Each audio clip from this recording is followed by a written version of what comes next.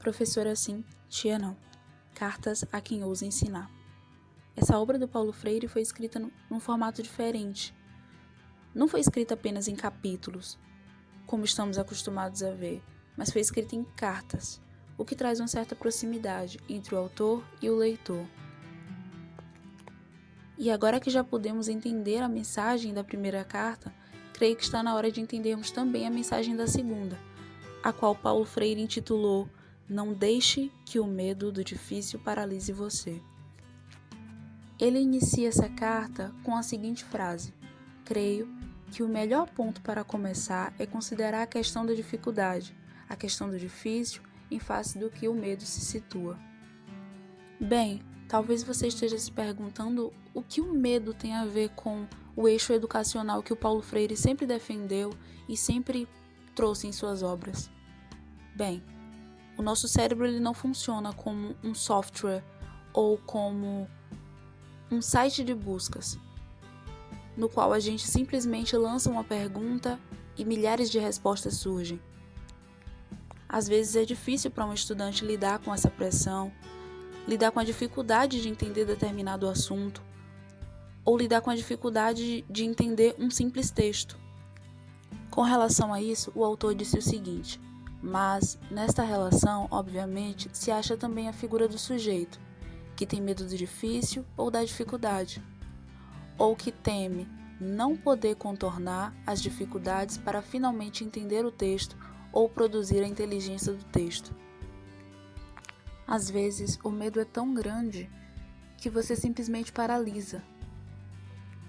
Vem a vontade de desistir ou de simplesmente parar de lutar, e é nessa hora que você se sente um lixo. Ele também afirma que irá fixar suas reflexões em torno do medo que está relacionado ao não entender um texto, cuja inteligência necessitamos no processo de conhecimento. Ele também afirma que esse processo de conhecimento estaria envolvido e ligado diretamente à nossa formação. Desse modo, entende-se que a interpretação e compreensão de um texto, ela está literalmente ligada à nossa formação e ao nosso entendimento intelectual. E que essa compreensão, ela pode ser justamente atrapalhada ou impedida devido ao medo paralisante que muitas vezes nos cerca. Mas Paulo Freire também sugere que, se nós temos dificuldades, nós devemos procurar ajuda. Essa ajuda não precisa vir necessariamente do nosso professor ou da nossa professora que indicou a leitura. Nós podemos procurar a ajuda de outras pessoas. Podem ser de parentes, de amigos. Mas enfim, o importante é tentar vencer essas limitações. E ele faz o seguinte alerta: estudar é um que fazer exigente, em cujo processo se dá uma sucessão de dor, que prazer, de sensação de vitórias, de derrotas, de dúvidas e de alegria. E em alguns momentos, os bons sentimentos de prazer e de vitória, eles são escassos. Isso abre margem para que o medo esteja presente. Mas ele também alerta que nós não devemos nos envergonhar caso estejamos com dificuldades de entender algo ou simplesmente não estejamos entendendo. Além disso, ele garante: não é exagerado repetir que ler como estudo não é passear disponivelmente sobre as frases e as sentenças e as palavras do texto sem nenhuma preocupação com saber aonde elas nos podem levar. Desse modo, devemos sim nos preocupar com o que estamos entendendo, devemos nos preocupar com a compreensão textual. Devemos buscar absorver até mesmo as informações que estão nas entrelinhas do que estamos lendo.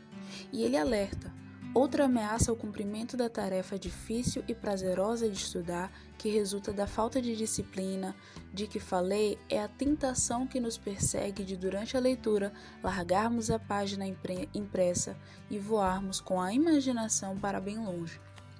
Isso pode ocorrer de maneira involuntária, quando pensamentos aleatórios insistem em nos atrapalhar, mas em alguns momentos é simplesmente procrastinação. O que eu sei como meu corpo entende. com minha mente crítica, mas também com os meus sentimentos, com minhas intuições, com minhas emoções. Primeiramente, Paulo Freire faz uma crítica a esse medo que nós possuímos de inserir nossas emoções naquilo que estudamos, com medo de trair a ciência.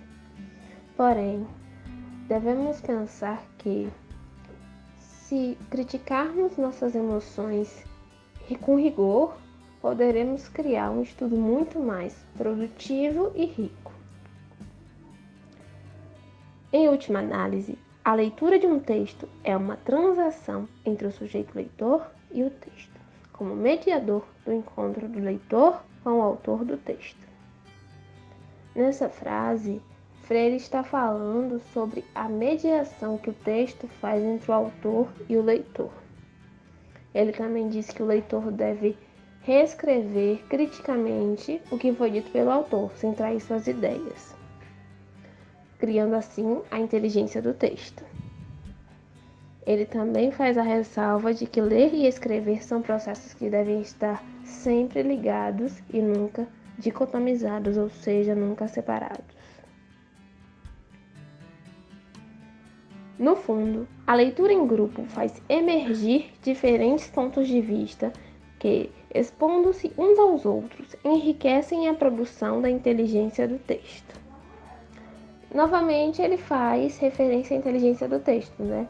Ele fala que, primeiro, individualmente se deve fazer aquela leitura e reescrita do que foi dito pelo autor, e depois expor essas ideias em grupo, formando um brainstorming, ou seja, uma tempestade de ideias, que forma um enriquecimento dessa inteligência. Porque precisa haver preparação para que essas ideias sejam expostas. A criança cedo percebe que sua imaginação não joga. É quase algo proibido, uma espécie de pecado. Dessa vez, a crítica dele está fundamentada em cortarem desde cedo a criatividade das crianças. Ele diz que afloraria muito mais a criatividade das crianças se a criança repetisse aquela história que ela escutou através de suas perspectivas, porque a criatividade seria muito mais alimentada com isso. A disciplina de mapear tematicamente o texto, que implica superar a desnecessária repetição de uma mesma palavra 3, 4 vezes numa mesma página do texto. Assim, o pedagogo refaz sua crítica ao estudo mecânico, que se fundamenta em memorizar o que foi lido no texto. Para combater a problemática, ele afirma que se deve separar o texto de acordo com seus tópicos, ou seja, de acordo com seus temas.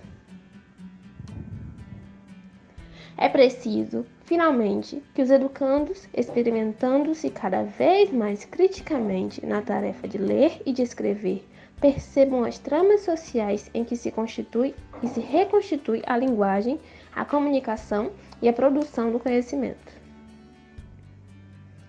Concluindo o capítulo, ele mostra a importância de ler e de escrever criticamente, porque assim os estudantes poderão entender quais as configurações sociais que formam o conhecimento que eles estão recebendo. Portanto, é possível entender desse capítulo que a leitura e a escrita são imprescindíveis para o nosso conhecimento de mundo.